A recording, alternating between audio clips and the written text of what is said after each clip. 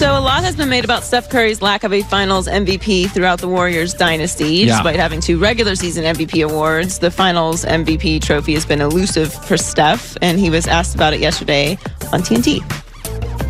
Well, yeah, I understand that's the conversation, and I like that conversation because it means I've been here plenty of times and we're still winning. For us to win championships, I know I have to be playing at a very high level.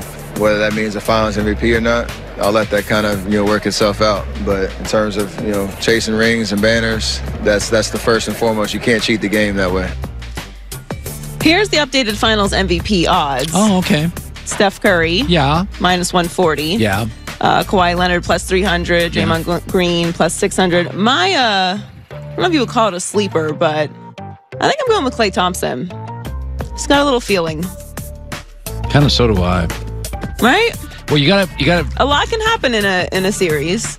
He tends to be streaky. When he gets hot, he takes over games. He is the basketball tsunami. He hits 6, 7 threes in a row. He'll change a series. I think he's just going to be playing with a little chip on his shoulder after the All-NBA snub, and I'm going with Klay Thompson there. How about Draymond Green third?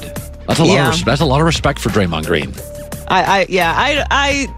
He'd have to have a pretty tremendous series, I think, too. That's kind of actually surprising to me. Yeah. Not that Draymond isn't great. He has been playing great. But still. Also, just as a note, Mark Medina just tweeted that Steve Kerr said DeMarcus Cousins will be active for Game 1. Oh, so Boogie's going to be available. Boogie is going to be available. I think that I will say this.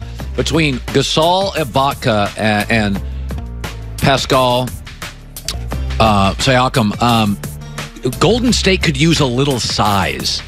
I'm not saying for long periods, but there is a length advantage for Toronto tonight. And what does that mean? That means getting offensive boards, getting another shot. So Golden State's the better shooting team. But I do think without KD and Boogie, they have no length at all. Boogie hasn't been around for so long. Doesn't that make you a little nervous with the rhythm?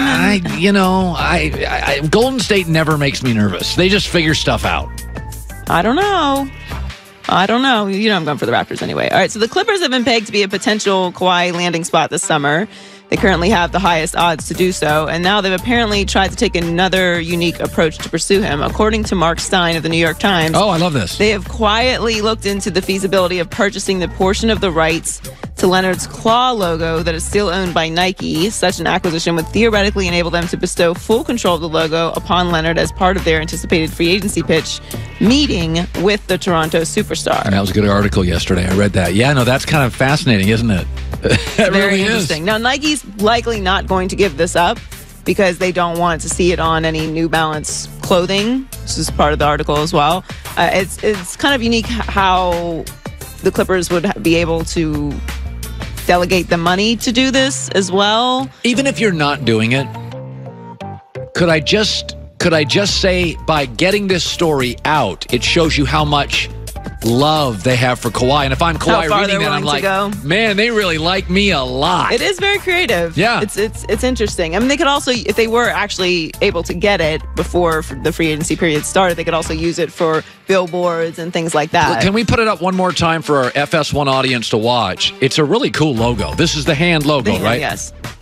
That is a great, whoever made, Nike made that? That is a great logo. Well, it's also a great logo because Kawhi Leonard's hands are ridiculous. Yeah, I mean, they just go on forever. It actually kind of makes sense that he is with the Raptors. His hands are ginormous. He has Raptor hands. Yes, so it's a perfect logo for him. But it's likely going to stay with Nike. And finally, after a long anticipated wait, Zion Williamson has signed with an agency. He signed with CAA Sports. Yes. It was being reported that he was also considering Clutch Sports and Rich Paul, but CAA is the landing spot's powerhouse agency, obviously. And it's no surprise that Zion teamed with them ahead of the draft, and he is obviously a once-in-a-generation player who's going to bring in a lot of ticket sales and national interest. Who are you repped by? I'm repped by CAA. Who are you repped by, Colin? I have no idea right now. Oh, okay. We are all repped by CAA. I saw that yesterday, and I was going to give love. I'm like, well, welcome to the family. But I thought that would be a little ostentatious. Whatever. I don't care. Yeah. Welcome to the family, Zion. But I do think I'm coming around to this whole Pelicans idea. I know this was before this story that I had come around to this. I saw that Master P and Romeo offered Zion a $20 million shoe deal away from basketball, just like a leisure shoe deal. Right.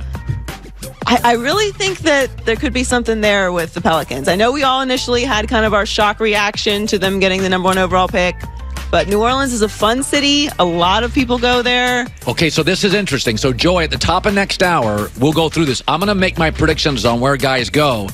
And to that point, I'm not going to give it up yet, but it's very interesting. Okay. It's very interesting. I am coming around to it. I think it's going to be a cultural experience, and Zion has the magnetism that Anthony Davis lacks, that he wasn't able to bring to that franchise. Yeah, that's not disputable. This kid is a walking billboard smile. I think there could be something there. Yeah, good stuff. Joy with the news. Well,